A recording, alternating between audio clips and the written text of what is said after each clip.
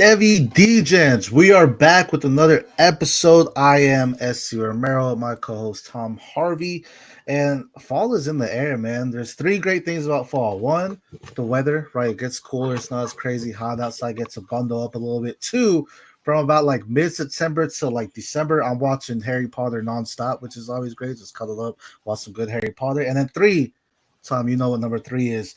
Fantasy football for Devies is back. We get to watch all the college football we can, and trust me, you want to be here on the Devy Degens because we are going to give you weekly recaps starting with some games that happened in week 0 and some things we are looking forward to in week 1. This is the Devy Degens.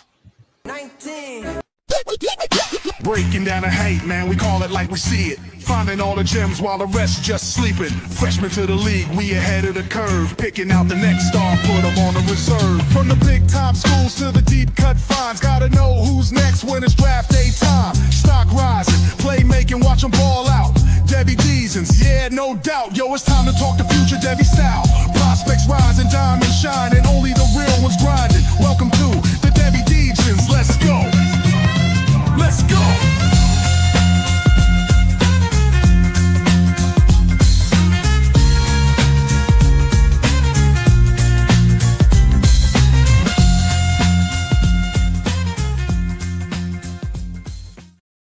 Got a little excited there. Started with the wrong intro there, but we are back. The Devy Degens. I'm SC Romero with Tom Harvey. Tom, how are you doing today?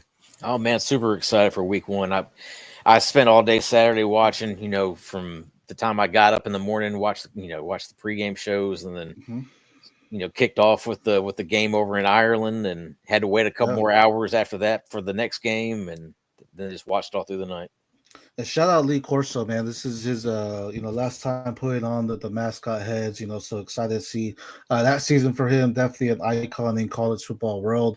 And it's just gonna be amazing. A great college football season ahead of us. We've already dealt with some injuries as far as some players impacting potential teams or giving opportunity for some players as well.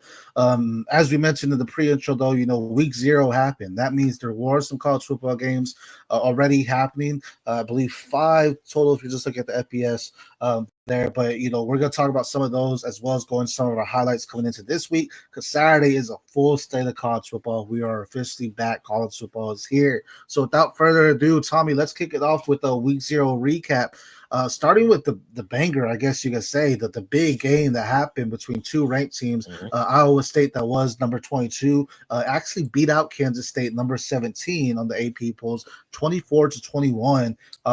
Two college quarterbacks that don't get as much love as they should, but they have some potential. Like, we like what we see in Rocco Beck at Iowa State. Just seems like a great field manager, field general, knows how to move the chains down the field. And Avery Johnson really is a playmaker. He is someone that we definitely want to see more of his arm, but he has the ability to break free and get some good rushing momentum there. And they may need to lean on that more, losing a star running back like they had in DJ Giddens last year to the NFL. But talk to us a little bit about that game. What were your thoughts on it? Yeah, my thoughts on it, Avery Johnson had the better overall stats than what Rocco Beck did. I personally thought Rocco Beck looked better. Right. His receivers just kind of let him down a little bit, as far as the drops, not getting where they were supposed to be, running the wrong route, stuff like that. But I actually thought Rocco Beck looked better than what Avery Johnson did. There's just something about Avery Johnson's throwing motion that just seems a little off. Maybe that causes a little bit of a maybe that causes the ball to kind of move differently or something. I don't know. I'm just not a fan of his throwing motion. But he had a decent enough game. Went for 273 and 2 touchdowns. Another touchdown on the ground there. But Jace Brown to me and Garrett Oakley, those two look like future NFL playmakers to me. Sure. Jace Brown, speed and route running. That guy can get open, and once he gets open, you're not going to catch him. And then Garrett Oakley, he looks like a viable tight end, like a viable NFL tight end. 6'5", 240. A guy that just kind of gets in the middle of the zone and can get open. For sure. Though, and Jace Brown, wide receiver at Kansas State, Gary Oakley, tight end out of Kansas State. Jace Brown, 4 receptions, 78 yards, and a touchdown. Looked very well, so he's a good route running in there. And it is going to be a big focal point for the Kansas State offense this year. But as you mentioned, it's going to be up to Avery Johnson. Can he get him the ball and get it out to him with him being a primary receiver? The beautiful thing about Jace Brown is because it's in the Big 12, there's opportunity for him to be a big highlight in the Big 12 as one of the top receivers, right? I know we talk about Arizona State's Jordan Tyson, but it's not SEC Big 10 where it's like crowded with these guys. So there's opportunity for him to raise and become a potential day 2 draft pick. I don't think he's going to move into day 1. He'd have to have a stellar season for that to even be a thought, but definitely a solid pick, as a day 2 draft for a wide receiver potentially. I agree with you on Avery Johnson. Like, he's a good college football quarterback, and that's something you have to watch out for when you're doing these Devy prospects is, of course, we want everyone to go to NFL. Reality is it's not happening.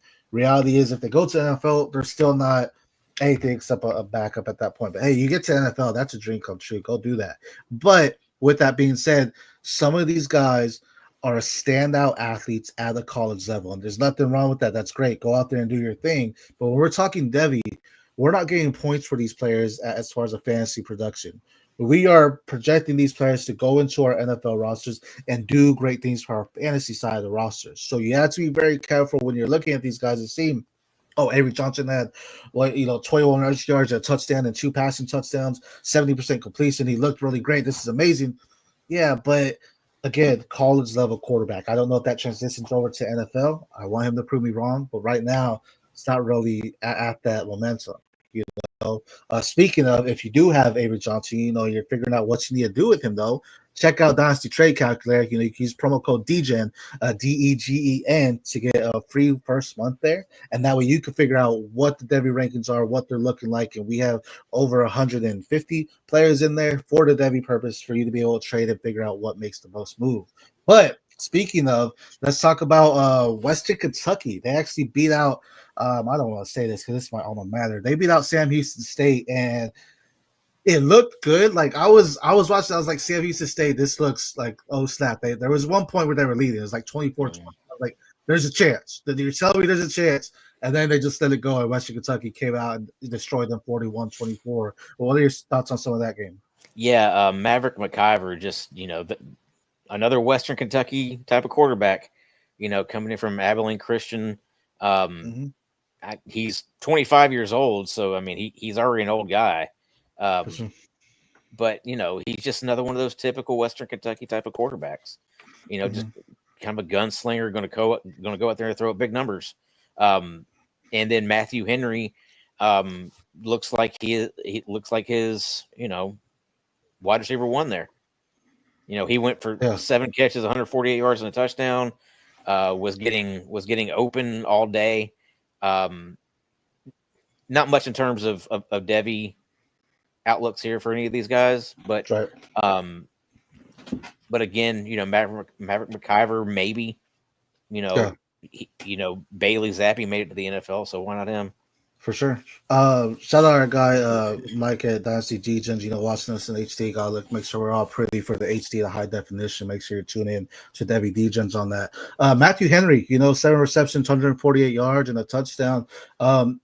These are players you really need to dive into the tape for when you're looking at them because, again, possibly good college athletes, but you look at them at Western Kentucky, competition in effect does matter, but what they do on tape, what are they doing when they're not being targeted? Are they someone that just goes away from the ball and doesn't do anything? Or are they rushing to where the ball's being thrown to try to go out there and get a block? Are they doing something that's efficient enough that says, man, the quarterback should have made that play and made it to him because he got wide open? Those little details are what you watch on these other type of schools, your Western Kentucky's, your Seattle Houston's, to see if there's any Devy potential there. We talk about Maverick, he definitely looked great out there. Need to see a couple more. I didn't take it as that they should lose this game. I would have loved to see Sam Houston go undefeated, but I knew Western Kentucky would have been the better team there. So was a little scared at first, but they got it back together and they ended up doing some big plays. So definitely some guys to watch as far as Devy potential. We're gonna be keeping an eye on them because it did show some greatness in it, in this game, especially if it was against Sam Houston. Though we still saw some good things. Kansas ended up beating Fresno State 31-7. I think this was the biggest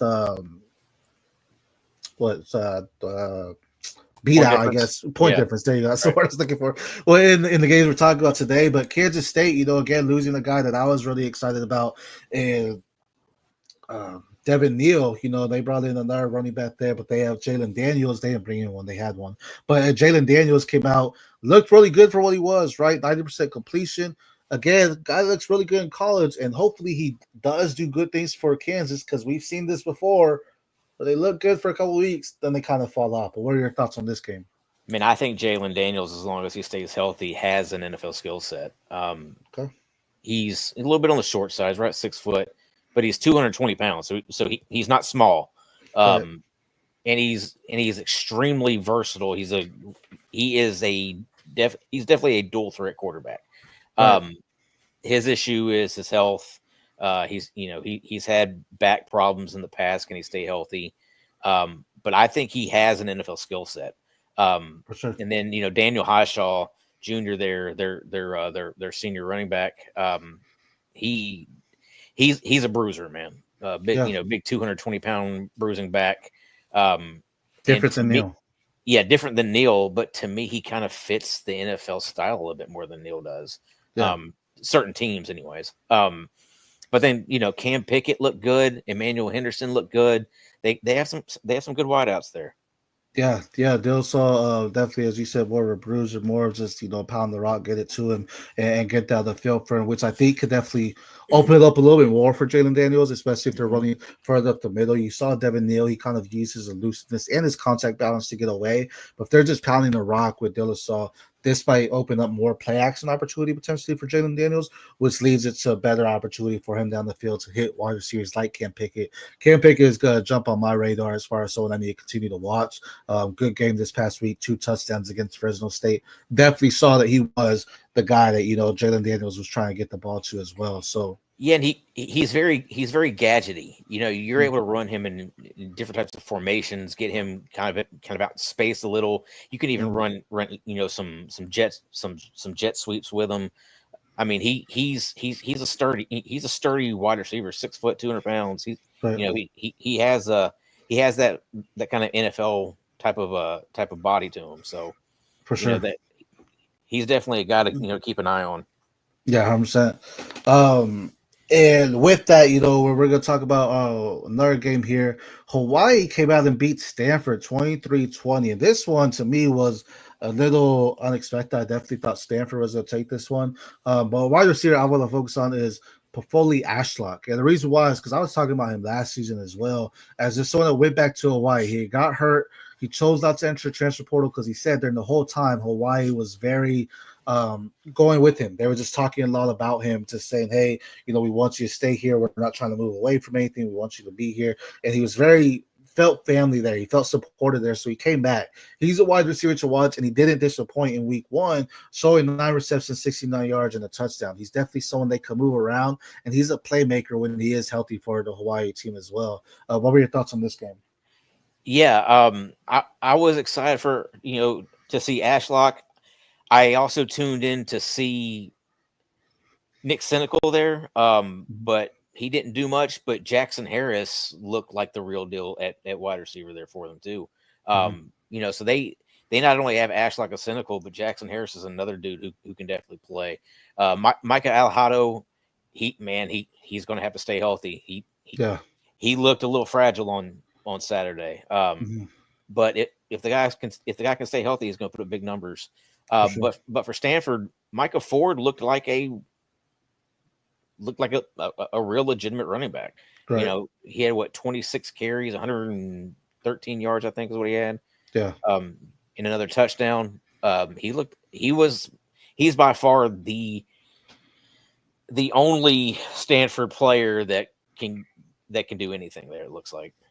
As I say, he was the only thing that really looked good in Stanford, at least in week 1. And again, this is against Hawaii, so it's like this should have been a very chop game, I guess you could say, for them. I want to see more, and it really looked like Michael Ford was the reason why they'll have any success. So hopefully Stanford in general gets it together. Amir does ask, which Kansas running back do you prefer? I'm assuming Daniel Highshaw. Yeah, more than anyone. That seems like he's going to be their guy moving forward for them. And then our last game for the week 0 slate was UNLV beat Idaho State 38-31. Now, this one was good because what Idaho State, I'm not saying that, but UNLV, one of the guy that we talked about, Tommy, was Ricky White, and that people need to watch out to him when he got to the NFL because he did look good at UNLV when he was there. Just a nice field stretcher. Has some good hit movement when he was doing his routes, not the best, but definitely someone that could get down the field for him. So it's really who's going to step up and become someone that could stretch the field for them or do bigger things for them. What were your thoughts on this game? I was more enthralled with their running back, kind of a smaller back, about 190 pounds, but Jaden Thomas, really good running back. In terms of CFF or C2C production. Granted, it was against Idaho State, but still put up 14.7 yards a carry. So pretty solid. Yeah, pretty solid. And even against Idaho State, you gotta be able to do good in these games to be able to just be considered, right? If you can't do these, then you're not even. Why are we gonna look at you in the bigger games too? So you have to go out there and show out. And then Jaden Bradley, 6 receptions, 131 yards. Hopefully they find it. I believe he might be smaller than White because I think he's like 6'4", like 190. So I don't think he's necessarily that big. But definitely someone that could get down the field for them and make some big plays for them as well. So that was our week 0 slate. 5 games. They're in the FBS at least that happened. And now we're moving forward, right? Saturday is the main kickoff. But what we're gonna do in today's episode is there are games on Thursday, there are games on Friday. So we're gonna give y'all one player each to watch Thursday, one to watch Friday, and then we'll get into the big slate as far as what we are expecting to see or what we're looking forward to on Saturday. Players to watch as of Thursday, though. One person I've been higher on as the season goes on or as we're getting closer to the actual season is NC State's Noah Rogers. This is a guy that was an original commit to Ohio State and ended up transferring out. Has a very nice skill set. He has solid catching abilities, has strength, has some good route running. The thing will be, can him and CJ Bailey actually connect to do some big things at this next level? And last season was a little bit on the slower side, I guess you could say. 35 receptions, 478 yards, and a touchdown. If he's healthy, him and CJ Bailey collect. I do expect him to double these numbers. I think he can hit 60 or 70 receptions. I think he can hit 850 yards or so, and 5 or 6 TDs as well. But again, that's going to depend on what that chemistry can do. But I am excited to see Noah Rogers. I have him rostered in multiple leagues. I like him as a wide receiver, and they're playing Eastern Carolina. So, yeah, I thought that offense last year was a little bit out of sorts. They went into the season with Grayson McCall as their starting wide receiver, as the starting quarterback. Which I was excited for when it first happened. Yeah, and then he got hurt. He got hurt super early and was never effective. And last year, Noah Rogers was considered their number 3 target, behind Casey Concepcion and Justin Jolie. They're their standout tight end, right? Who's still there. Yeah, who's still there, right? So, Noah Rogers should be a top 2 target for them this season. So, yeah, I could see, 55, 60 receptions, 700 to 800 yards. I don't think that's out of the question. And he still has a couple more years of eligibility. I think he's a redshirt sophomore. Yeah. So yeah, he's definitely a guy to kind of keep tabs on. I don't think he's coming out this year. You may see him come out next year, maybe, but honestly, he may be a guy who stays the entire 5 years. Yeah, because he was in the draft class with Ennis and Tate, if I'm mistaken. Or the freshman class, I should say, with Ennis and Tate, who are still at Ohio State as well. So he saw the crowded room and said, "Hey, I want to get that playing time," right, and moved on. So excited to see what he can do, and how he can grow his stock, because this is what we want. These guys that do transfer from premiers, like, okay, well, go out there and do it, because you obviously have some juice that they want to see you there. And they'll go out there and do it, at this next level as well. Who's your guy that you want to talk about, though? Yeah, my guy is Missouri wide receiver Kevin Coleman Jr. He's entering his 4th season, his 4th different school. Started off at Jackson State with Travis Hunter and Shador Sanders. Then he transferred to Louisville. Then last year spent a season at Mississippi State. He was their number one wide receiver last year. Ended up with 74 receptions, 930 plus yards, and 6 touchdowns. So, you know, he's definitely a tested SEC wide receiver. Now he's kind of moving up into probably a better program than what Mississippi State was headed to Missouri. Sure. I think they're still trying to figure out what their quarterback situation is, if that's going to be Sam Horn or if it's going to be Bo Prabula, the Penn State transfer. But Kevin Coleman is, you know, going to step in there and be their number one wide receiver. 6 foot, right about 190 pounds, I believe. So he's right. You know, he's again got a decent NFL type of frame to him. Really good speed. Really excited to see what he does kind of in more of a spotlight. Right. With Missouri, they on paper, they're one of your bottom SEC teams. And I'm saying that because their record may not showcase what these players do at Missouri, right? Because Kevin Coleman Jr. could go out there and have a stellar year potentially, but the record may not be capable of that. And you need to not be paying attention to that. If you go out there and see they're 2-7, don't stay away from Missouri players. Still go watch the tape on someone like Kevin Coleman Jr. because he could still be, like you said, that highlight player and have a good season, and it's just not translate over for the record wise. Well, based off their schedule, they should be a 7 or 8 win team. So should is the key word there, right? So it's like, but it still be a good one to watch as well. Kevin Coleman Jr. has shown some flashes of what he can do, and if he goes in there and steps into that wide receiver one role, I think that could be good. I have Bo. Possibly are started, but we'll see what happens. I feel like we're going to see both of them play at some point this season there. But Tommy, I'll let you start this one for our Friday Night Lights, but we're not talking high school. We're talking about some college games happening on Friday Night Lights. But what is one of your top guys you're watching this Friday? The guy that I'm watching Friday is a guy that I've been banging the drum for all off season. That's Baylor quarterback Sawyer Robertson. To me, he has top 10. He has top 10 pick potential. If I'm a quarterback needy team headed in the next season's draft, he's right there with Cade Klubnik and okay, nice, and Nussmeier. So I wouldn't hesitate to pull the trigger on him early in the draft. I think he's got everything you want. Got the size, and I've said this before, but NFL scouts have been kind of quoted saying that he's everything that people wanted Drew Allard to be. So that's pretty high praise. I think that speaks volumes to what we're seeing happen to Drew Allard, because I feel a lot of people took him higher, and it's like it's just not happening. And he has said that kind of JJ McCarthy type of season where it's like, we stand with there's still something that needs to be unlocked there, and we don't know what that is for Drew Allard, because we see potential, we see the arm talent, we see the IQ of the game and understand how to slow it down, but there's still something missing, and there needs to be the right coach to be able to unlock that. You have Sawyer Robertson, though, on the other hand, who looks like he's flourishing. Like you mentioned, he has great size, has the arm, has the mobility, not to mention his wide receiver and Josh Cameron made the freak list as one of the top 100 players, has some good receivers and weapons around him.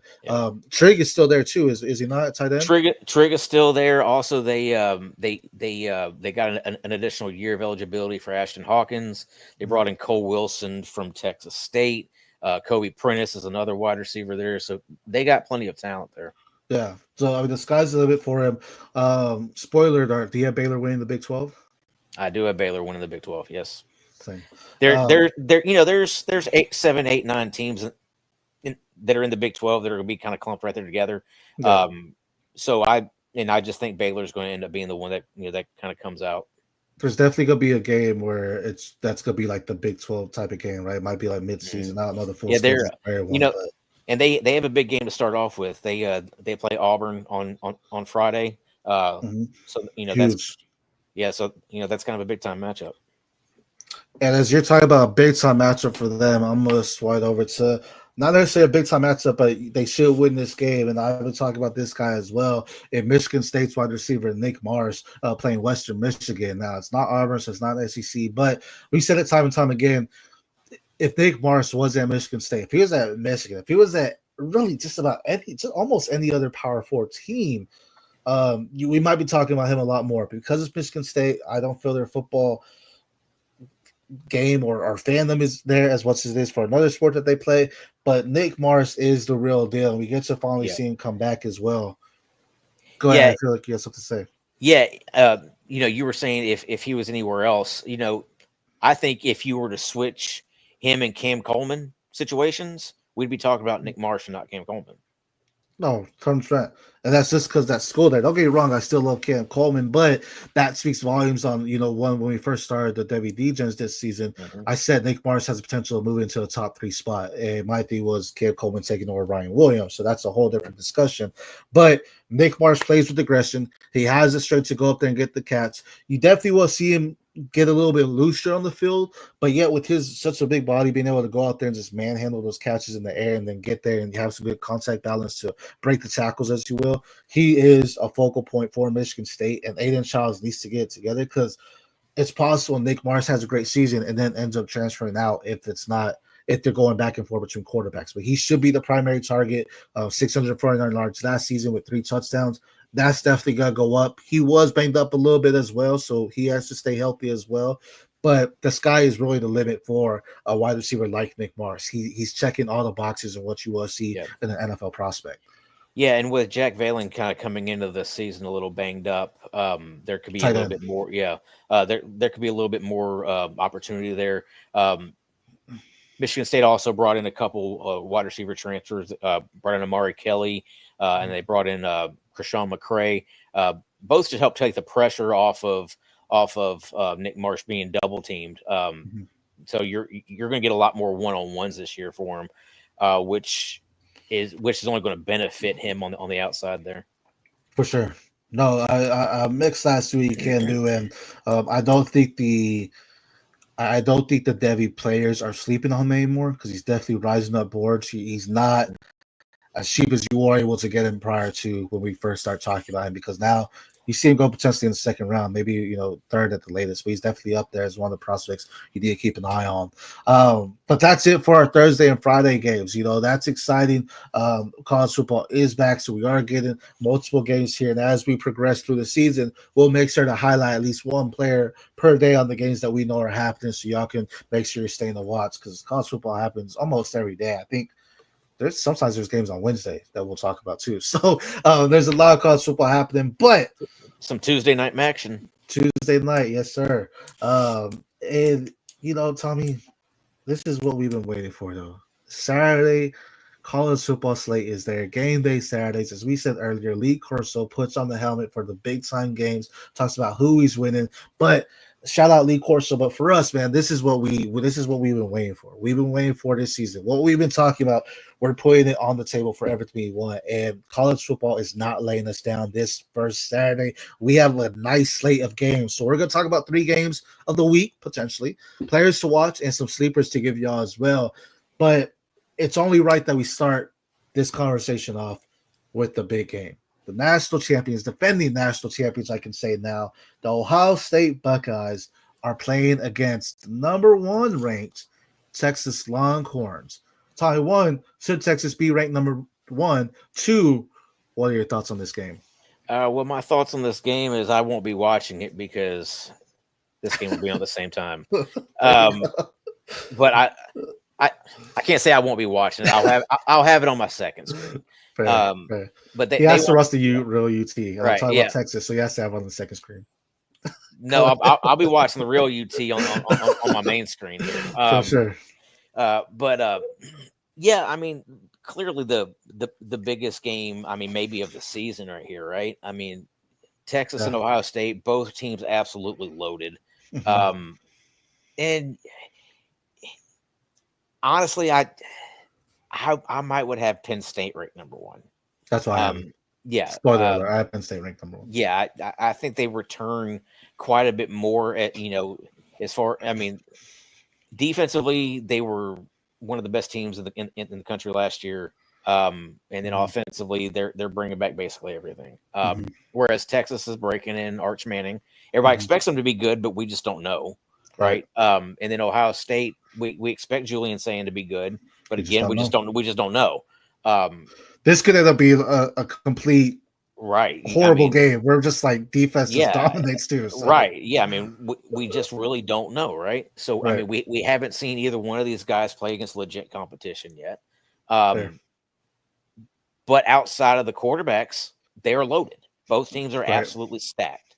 I mean, Devy prospects galore on both sides there. Offense and defense too. Offense and defense. Yeah, offense and defense.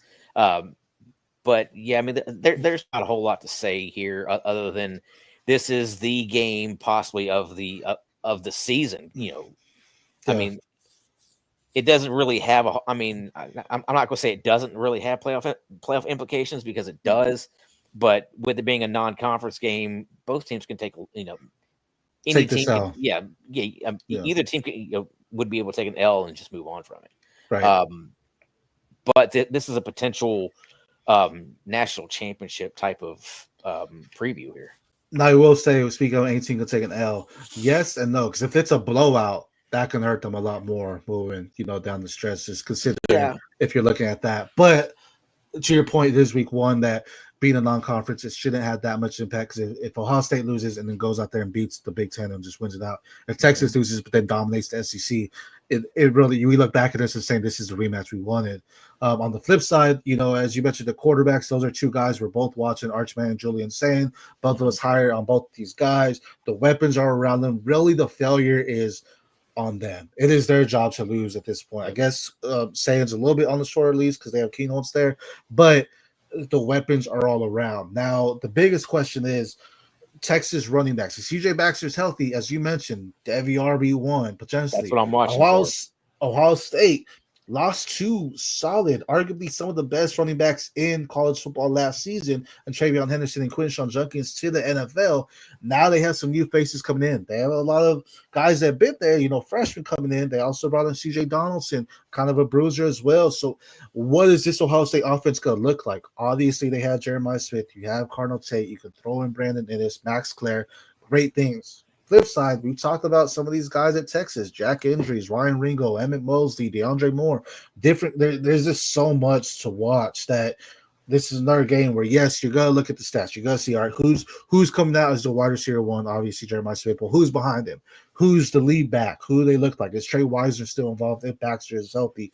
All these things play implications, but on top of that, go watch the tape and see what these guys are doing, because if we don't see the production we're wanting, there is still a lot of opportunity for these guys as Devy prospects just within this game alone. Yep. And you hit on it a second ago. That's what I'm watching for is what CJ Baxter looks like in this game. Right. So I would say on that side, I'm looking at what CJ Baxter looks like. On the flip side, I want to see who's their guy behind Jeremiah Smith. Is it Ennis? Is he peppered in a little bit more, or is it Tate? And obviously, it should be Tate, but who's going to be looking? Who's going to get more of those looks outside of Jeremiah Smith? Yeah, I mean, if you're looking for who's taking over for the Ibuka role, it's going to be Ennis. Right. He's going to work the slot, whereas Tate's going to be the other outside receiver. For sure. But as we mentioned, there's another solid game. And this one, I know, like Texas, that has fireworks with it, but this game may be the more exciting one if I'm being real with it. This is LSU number 9 playing against Clemson number 4. Cade Klubnik, Garrett Nussmeier, two quarterbacks that have the potential to be potential number 1 draft picks if the season goes the way they want. We've seen some things, we've seen some flaws, we've seen progression from Cade Klubnik, we've seen Garrett Nussmeier kind of shake the dust off a little bit. But what are your thoughts on this game? Another non-conference game, but a game that could have big implications moving forward.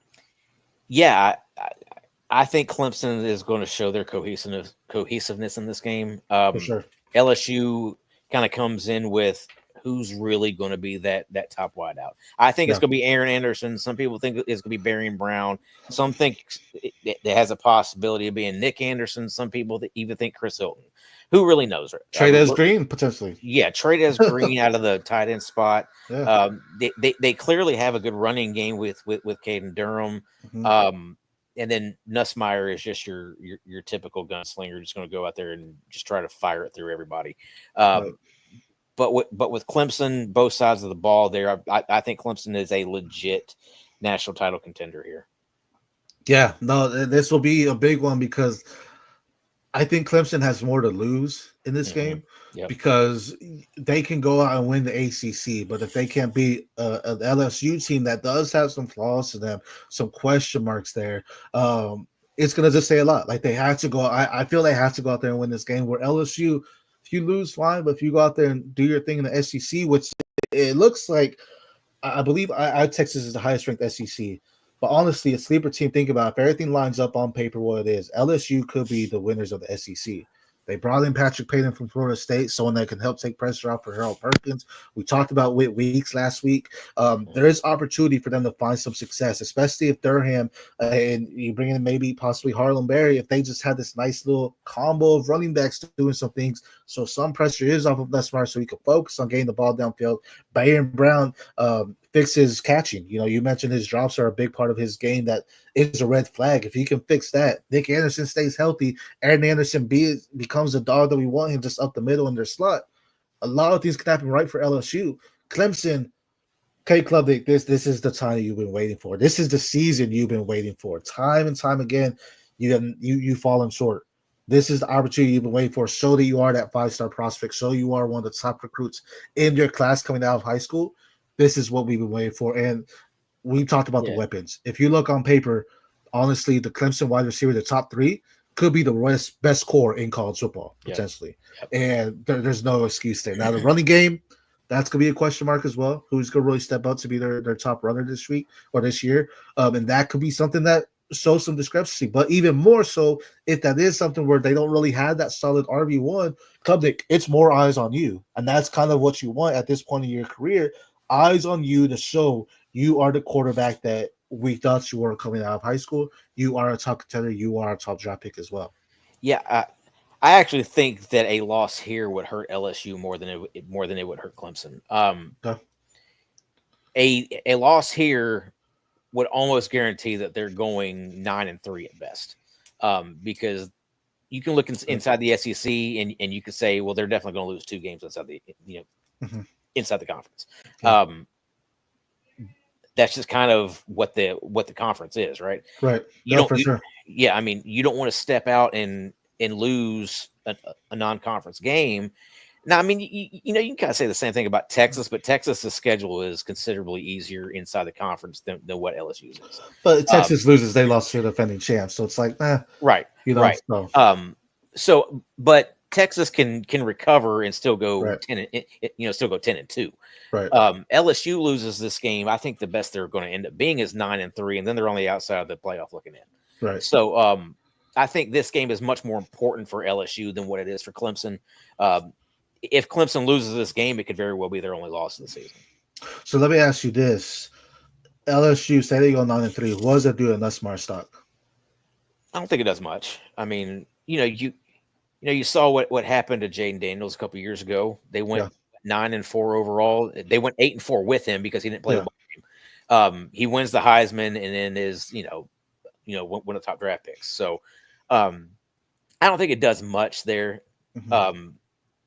But as a team, I think LSU needs this game more than what Clemson does. That's fair. That's fair. Because like you said, Clemson could potentially win out even if they had this loss. So that's fair. They play in a much weaker ACC. So I mean, I don't know if there's anybody inside the conference that's going to beat Clemson. Maybe SMU if they could find some type of some type of luck there. But I just see Clemson on both sides of the ball being more dominant than anybody else in that conference is going to be. No, 100%. And I mean, speaking of the ACC, our last game of the week, I should say, the break we talking about is actually another ACC team, a team that really got to new heights because they had a quarterback last year in Cam Ward transferring over. Now they have another quarterback that transferred over who came from the SEC in Georgia, is a prospect that NFL scouts do like, and Carson Beck at quarterback. Wide receivers might be iffy, but they're playing against a number 6 Notre Dame, who is led by arguably the RB1 in this next class in Jeremiah Love. What are your thoughts on this game? Yeah, I don't see how Miami is the 10th best team in the country. I think there are way too many questions as far as who is Carson Beck throwing the ball to. A whole lot of unproven there. And then, Notre Dame comes in. They have basically a freshman quarterback with CJ Carr. Right. But they have wide receivers to throw the ball to. Will Pauling, Jaden Greathouse, Malachi Fields. They have plenty there. Plus, like you said, Jeremiah Love. Right. All you need is love, baby. Yep. Going to be an All-American. And I think Marcus Freeman is just a much better coach than what Mario Cristobal is. Fair. Cyber, I do see your question there. We'll answer that in just a second here. Speaking of Miami, I'm really looking forward to see what the running backs. I know all eyes will be on Jeremiah Love, obviously potential top running back off the board. But Miami, we talked about Mark Fletcher's been one of my guys since his time at American Heritage in high school coming into Miami. Hasn't really had the opportunity. Damian Martinez is now gone. He should be one of their top guys, at least their 1, 2, 3. Jordan Lyle is the electricity to Mark Fletcher's thunder, though. So I'll be excited to see what they're really doing this. Are they going to pound it down with Fletcher, just being him as a bruiser, has some speed to him? Or are they going to really split it? It's going to be more 60-40, 45-50, or. Also, don't forget Shamar Brown's there, too. So I think he has a big opportunity to take away a lot of carries himself. So now you have a 3-other monther potentially. And I say that because I don't know about you, but like Beck, I was never necessarily in on him. The Georgia quarterbacks, it was like, man, I just didn't really float well. And I get pro potential, but I'm not necessarily in. I don't think he's not gonna do what Cam was doing last year for Miami, right? And I think they're gonna have to rely on their running backs a lot more because Beck just isn't. He just doesn't have that arm that Cam Ward does.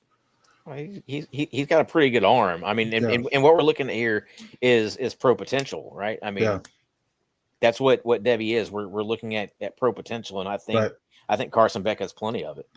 Okay, there you go. And this could be one that tells all. Notre Dame being an independent school, but also a game that gets national coverage all the time. If you go out there and win this game, there's an upset there. And as you mentioned, you don't necessarily think they should be 10, but if they go out there and beat the 6 seed, well, now the argument's in. Maybe they should be higher than 10, potentially. Saber, thanks for joining in. Don't forget to like, comment, subscribe on here as you are commenting. Saber is asking us if start 3, though. He's saying, do we start Calvin Ridley, Odunze, Ricky Pearsall, or Matthew Golden? This is not college football, but I would say Calvin Ridley. Cam Ward to the moon with Calvin Ridley. Calvin Ridley just looked like he's probably going to have a great season. Odunze, I think you got to trust him with what Ben Johnson will do for that offense in Chicago this year. And then Ricky Pearsall, Matthew Golden. I probably got to say Golden. Golden looked good this last preseason game. Both are very scary. I would ask who's in your flex unless it's 3 wide receivers. I might go Golden, and it might be slightly Golden. See, I'm going Ridley, Pearsall, and Golden. Yeah. I'm not going to trust anything Chicago does until they do it. Mm-hmm. And DJ Moore is the only reliable wide receiver they're coming, that I'm able to see. Whereas Odunze is still unproven, and then they bring in Luther Burden. They have two solid tight ends, but I'm not going to really believe in anything Chicago does until they actually do it. Whereas, Ricky Pearsall had 14 catches over the last 2 games last year. Yeah. And then Matthew Golden is being pumped up to be kind of the guy there in Green Bay.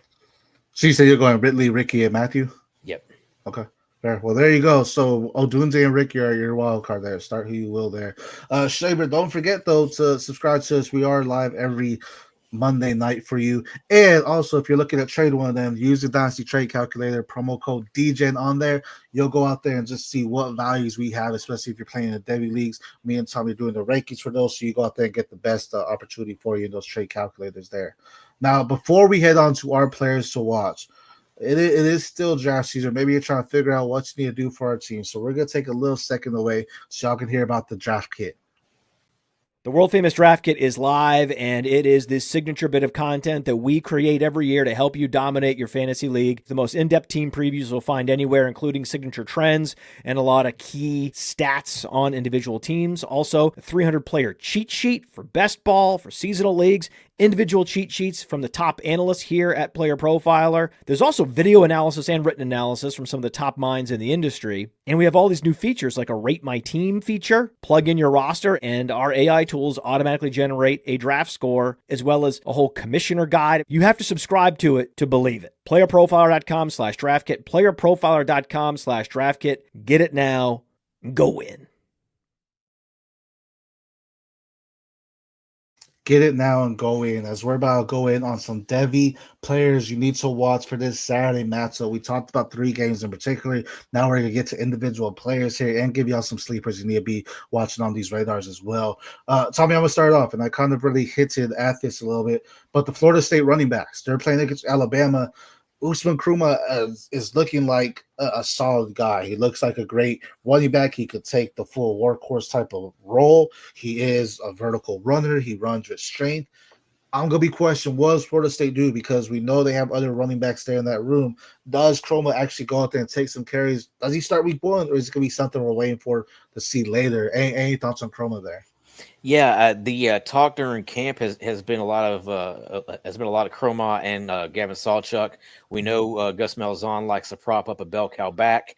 So, and my money would actually be on Usman Chroma being that guy. I know, you got Gavin Sawchuk coming in from Oklahoma. He's done it a little bit. I just think Chroma gives them way too much. Yeah, no, it's going to be, again, that workhorse, but if you need some guys to spell it off, Sawchuk showed a little bit of juice, out there, Oklahoma, a little bit of explosiveness, so maybe he can be that lightning to, I guess, Chroma, if you will. Amir, always a pleasure to have you, but he said, I'm addicted to trading, not sure why. Hey, sometimes you just gotta get that itch there. But other than Oakley, any names you recommend? The Shuby's talking about. I'm sure he's talking about Garrett Oakley, the tight end for Kansas State. Oakley's kind of a guy to keep an eye on. I don't know if you necessarily have to go out and get him right now. If you watch the film and you like him, and you want to get ahead of the trend, if you think that he's going to be an asset further down the line, try to go get him now. Otherwise, just kind of keep an eye on him.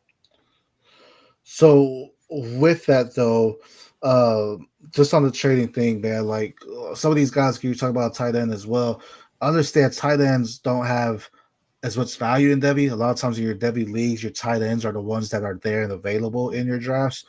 So if you're looking at trading on Devy, you definitely want to try to target other players, not necessarily tight ends. If this is C2C and CFF, there's a whole different scenario in there, depending on scoring and everything. But Devy, you're not necessarily looking at the tight ends there. There are some, because you get your Bowers, right? You get your Warren, stuff like that. But and there's also deeper leagues like some that me and you are in together. We have we got 20-man Devy roster. So deeper leagues, you're able to go scope out tight ends a little bit more. But as far as anybody else, there's guys that we're going to mention here in a little while during kind of our sleeper picks. Kind of pay attention to those.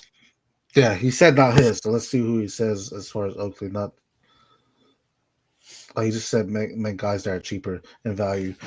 So we're going to get some of the sleepers here in just a bit there.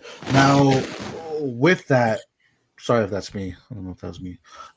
With that, though, I'll let you go and talk about one of your guys. My first guy to watch on Saturday is going to be Clemson running back Adam Randall. I think he's kind of jumped back on the Devy radar now with the switch from wide receiver to running back. We know he has the hands to come out of the backfield, but he's also he's also kind of built like a bigger wide receiver too. That's why he got the move over there. So if he can show that he can handle a full load there at running back, he may have jumped back onto the Devy radar. Yeah, no, 100%. And as you mentioned earlier, that's going to be something we just watch, is what that running back room just shapes out for Clemson, because it could really be the telltale sign on what can really elevate Kate Klubnik, right? If the running game is there, you can take a little bit of pressure off. But if it's not there, again, all eyes are on Klubnik. So whether it's Randall or the freshman Davidson, what they're going to do is really there. But the potential of Randall being wide receiver. He was actually recruited as a wide receiver, wasn't he? Or was he an athlete? Yeah. No, he came in as a wide receiver, So, and he was pretty heavily drafted during his freshman season. Yeah. In Devy. I have a couple shares. Now, as far as the Clemson running back room goes, they're actually saying Davidson's running third right now behind Ezio Mome. So a lot of opportunity with their running backs there and what they're doing. Now, my next guy, speaking on running backs, this is a guy that me and you have kind of faded, but that's why I'm kind of watching him. And Michigan's running back, Justin Haynes. I mean, you have said Jordan Marshall looks like he's potentially the better back. Justin Haynes, we have really yet to see what we want to see. We saw it in the high school tape, and he had a lot of people ourselves looking at him like this is a back we want. And it really hasn't transitioned over quite yet. Just that full opportunity hasn't been there. He's going to Michigan. It's right in front of him there. Jordan Marshall is that roadblock. But if he goes out there and dominates, this is something we could see. My fear is he might be like a Donovan Edwards, where it looks good, but then you actually watch it, it's like it's not really something you want to take a gamble on at that point as well. What are your thoughts there? Yeah, I think this is a big season for him. This is a prove it season. Because if it doesn't work out this year, now all of a sudden next year you're looking at Jordan Marshall continuing to push him. Plus they're bringing in the number one running back in the country with Savion, with Savion Hyder. So this is a big season for Justice Haynes to be able to prove it. For sure. And not to mention, if they bring in Underwood, as their guys, as far as, the quarterback they start with, running potential with him as well. So really, in a sense, that could help Haynes just kind of leave some pressure off if they're running a lot of options with him. Haynes gets some open looks there as well. But that'll be a big one to watch. Week 1, we're watching these guys, but we still, it's probably about week 3, week 4, we're really like, okay, this is what they are, right? Week 1, though, we're just excited to watch it. But that's the running back I'm watching. Who's your next guy? Yeah, my next guy is one of the few tight ends you're probably looking at drafting in a kind of a shortened roster. But Penn State tight end Luke Reynolds. He was a 5-star prospect coming in, and with the emergence of Tyler Warren last season, he's obviously gone. Do his targets go? Where exactly are his targets going? Are they going to Trevor Pena? Yeah. Are they, but Luke Reynolds, I think, is going to be their pass catching tight end this year. Sure. And we've seen it. Drew Aller, he likes to throw to this tight end.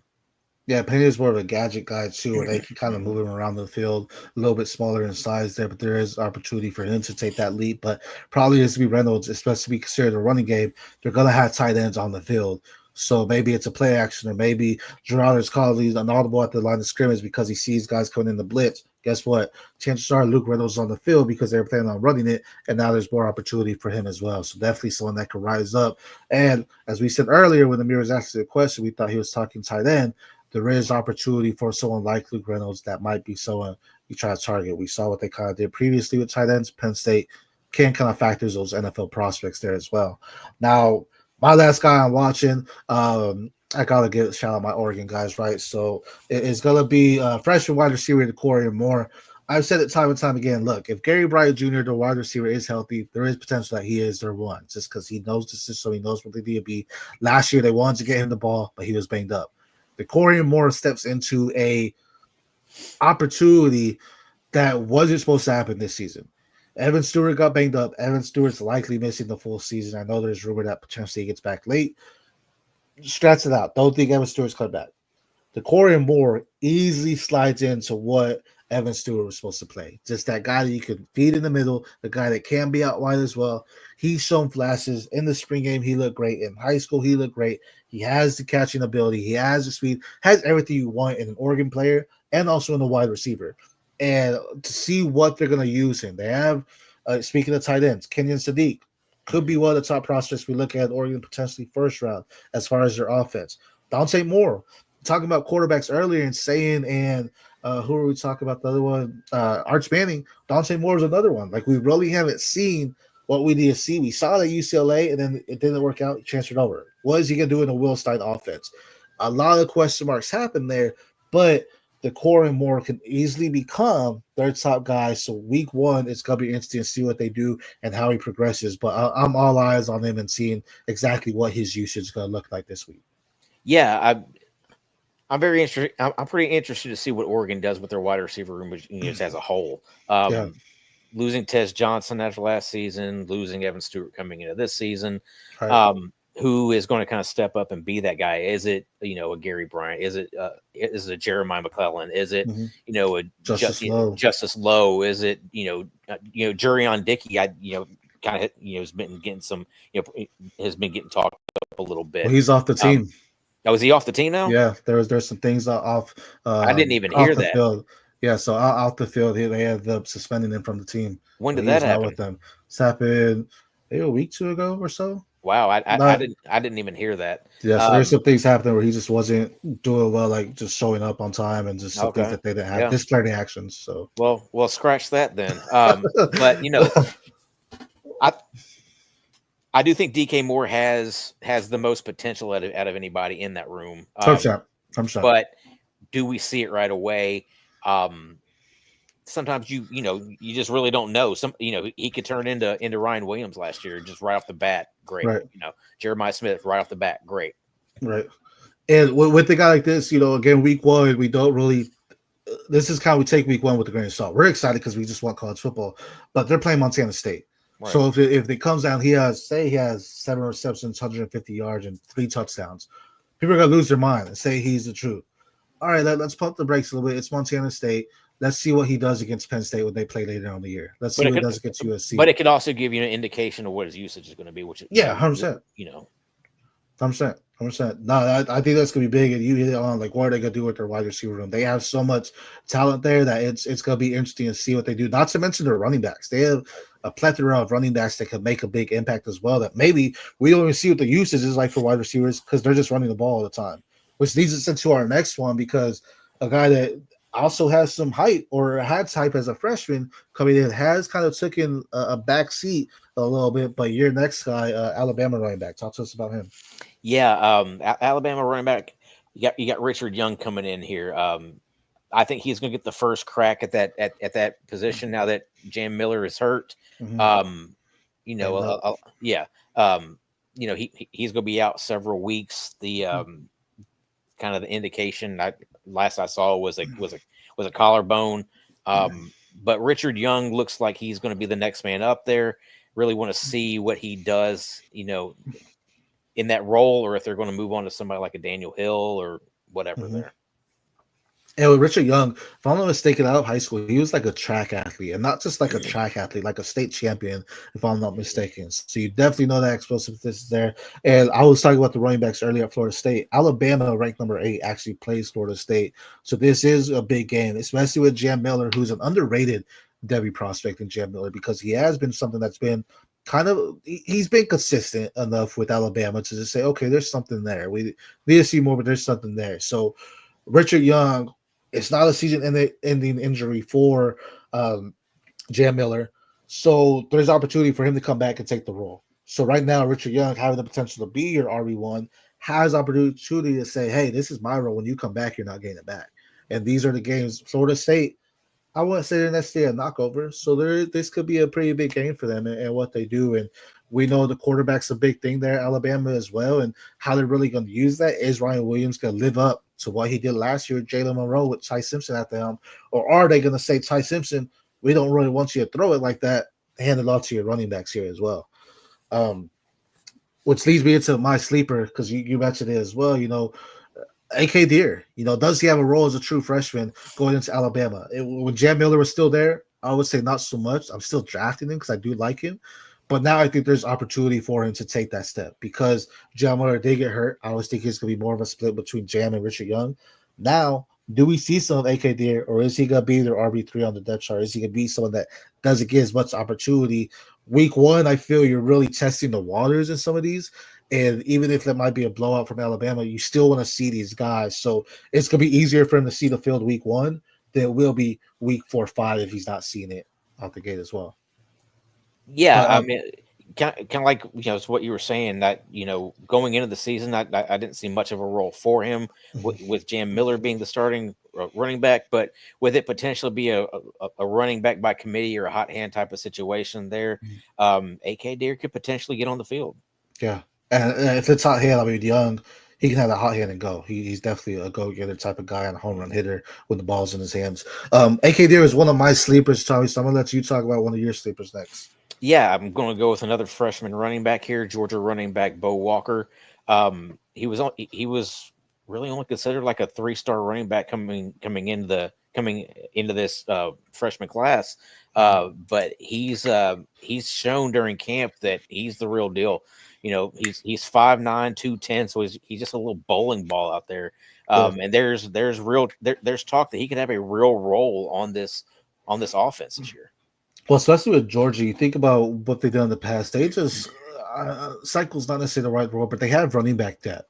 You know, we see it time and time again. They have that. Roger Robertson, I do believe, is still with them as well. So I mean, he's probably gonna take it, but it's like, what can Bo Walker end up doing? We know Nate Fraser's likely their guy. He should be. He showed it off last season, freshman. But now who's really gonna step up? Not only that, but Josh McCray transferred down there from Illinois. So that's gonna be a big one too, because he actually.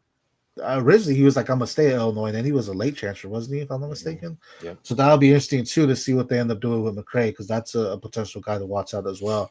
Now, another running back I'm watching is transfer over from Maryland, Indiana's running back, Roman Himby. Roman Himby, man, has just been as solid as they really come. He's been a top guy, not only in the running game, but also in the passing game, just someone that's been consistent for you time and time again for the running backs there. Going to Indiana, this shows some opportunity of what he could do, because there is next big things for him to happen. He can go out there and, again, be their every down type of back. He's a smaller back, but he can still be everything Indiana needs as far as a running back to move the chains for them. Again, all across the field, passing and running as well. So I'm excited to see what he can do at this Big Ten level, because you go Maryland, you're like, not really paying as much attention to you. And then you go over to Indiana, a team that has potential to hit into the playoffs and get some opportunity potentially. I'm excited to see what he can do with this team. Yeah, his freshman and sophomore year, he had over 1,000 total yards both seasons, and then last year kind of fell off a little bit. I think the transfer to Indiana is going to do him wonders. I mean, it's him and Lee Beebe there. You know, Lee Beebe, the transfer from Birmingham, and Himby obviously has the better pedigree there, the better lineage. So I think he's kind of going to be a volume pig there. Shout out volume pig, by the way. But you know, my next guy here is kind of I think he's going to be kind of the next in line there at Arizona State for that wide receiver room. Okay. He transferring in from Alabama, Jaron Hamilton. Like it. He's I think he's the next guy there after Jordan Tyson. I really want to see how they use him this year too.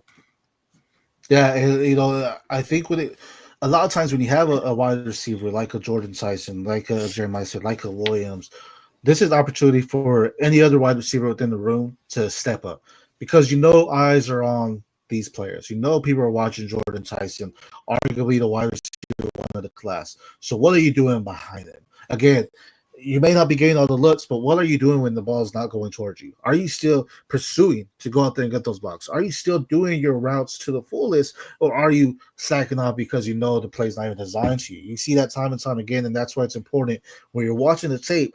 You're not just looking at the highlights. You're not just watching the catches. You're watching the non-catches too. You're looking at what are you doing when you're on the field. So you look at a guy like Hamilton. This is something you want to see, because the eyes are on Jordan Tyson. If you get the opportunity to line up on the other side of him, though, what are you doing to just move the chains or help them get that pressure off of Tyson? Are you going to become a safety blanket for Levitt when the press is getting to him and there's double coverage on Tyson? All those things will matter. So it'll be exciting to see what he can do with Arizona State there. Now, with wide receivers, this has been the guy I've been higher on, and more excited that McMyer is starting there for him as well. And BYU's wide receiver Chase Roberts was a little saddened when Retzlaff ended up transferring out. I understand why, but with Bear McMyer, I'm excited to see what Chase Roberts can do. Again, just a silky smooth wide receiver. Someone I think could get a lot of love at the next level as well. Just kind of fits what NFL scouts want in the type of wide receiver of Chase Roberts. He can line up in the middle, will probably play your slot, but he's also your outside guy. Just really quick, really agile, knows how to go out there and make the big catches, knows what to do in the open field. I'm excited to see what he can do with a true freshman at the quarterback at the helm. He's probably going to be the safety blanket for them. Yeah, I like the Chase Roberts pick here. I think Bear Bachmeier has a couple of decent weapons to work with. He's got Chase Roberts there. He's got Carson Ryan, the tight end. His brother Tiger Bachmeier also transferred there from Stanford. I think he's got some decent weapons to work with, and I could see Chase Robertson kind of slowly working his way up draft boards a little bit. For sure. This could be a big thing, and we've talked about the Big 12, right? It's kind of wide open in terms of who winning. We both have Baylor, but there is opportunity for other teams. BYU being one of those potentially, going out there and doing some big things. But last but not least, who is your last sleeper you want to talk about? My last guy is Maryland quarterback Malik Washington. He's not necessarily a sleeper. He's been getting a lot of Devy love, but being at Maryland, there's just not going to be a whole lot of eyes on him. Yeah. But I'd be interested to kind of see how he does in his debut here. Yeah, for sure. I mean, I don't want to say it's true. I mean, he's probably going to be better than Tagovailoa, who was playing there. Not Tua, his brother there was there at Maryland. Talia. Yeah, and I was not. You know how I was with Raheem Jarrett, and Raheem Jarrett didn't pan out. But at the same time, I was like, man, get this guy another quarterback. So hopefully Malik Washington goes out there. He has some juice to him as well, someone that can escape, evade pockets. He has an arm there as well. It's just going to be can he connect. Sometimes he tries to play hero and just plays jackpot. You got to get that under control a little bit to hit him down the field as well. Mm-hmm. Now, those were our players to watch on Saturday, as well as some sleepers with you. As we mentioned, moving forward, we're going to have some recaps as well as, this kind of topic on players to watch, players that are sleeping or rising up our draft boards as well as we move forward.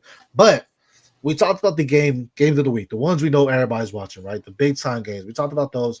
Our last thing here is we're going to talk about two games that we both like that we're paying attention to this week as well. I'm going to start off with Colorado State versus Washington. The reason why I brought this one up is Colorado State, they're losing some big-time potential in Torrey Horton. Torrey Horton's kind of rising up this. He was someone I was talking about, was banged up last year at Colorado State, but yet he's looking really good in Seattle camp, looking like he may be their guy or one of their guys moving forward, right? They've also brought in other people, as we know they had happy I got runner. Shout out to Amir. Good job for that.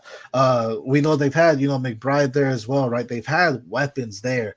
Question is, who's going to really step up? Is it going to be our Armani Winfield for them? Or is it going to be or Jordan Ross, who was a freshman last season for them, to really step up and be a big play? But the focal point of this game will be what Washington looks like, because Denzel Boston, you talked about Denzel Boston, what he could be as an NFL prospect. Mm-hmm. We've talked about Jonah Coleman. Jonah Coleman slowly rising boards as well, as far as the running backs, class as well. But then you also have Demon Williams at quarterback, a guy that hasn't seen much, that's going to get the full push here this year at the quarterback position. Who's really going to do these big things? Is it going to be Boston that leads the team, which he did last year in touchdowns with 9? Or is it going to be Coleman coming out and continuing to average over 5 yards per carry, over 1,000 yards again? There's a lot of big things in Washington that, being in the Big Ten, there's other teams that are going to be over them, right? You talk about Oregon, you talk about Penn State, Ohio State. Washington has sleeper potential and prospects that can't easily rise the board. I haven't been this excited to watch Washington since Michael Penix left. There's an exciting opportunity here for them to have some big plays. Yeah. Boston was kind of dealing with a little bit of an injury, a couple weeks ago. While he was gone, they were saying that the offense looked really flat, but as soon as he came back, offense picked up right where it left off. They immediately, kind of picked it up, and they were ready to roll. But as far as Colorado State goes, I think they're going to rely on a couple tight ends there. They got Rocky Beers coming in, and they also have a big 6'8" tight end, Jackson Warren. Both those guys can get downfield and be vertical threats as tight ends. and Jackson Warren beating that big 6'8" guy, just imagine throwing to him in the red zone. Yeah, it'll be a nightmare for anyone that's trying to block him or trying to cover him as well. And Nicolasi, their quarterback, definitely needs that as well there for them, just someone that could be that red zone target. What is your game that you're watching? My game is UTSA visiting Texas A&M. A&M is a 24.5-point favorite.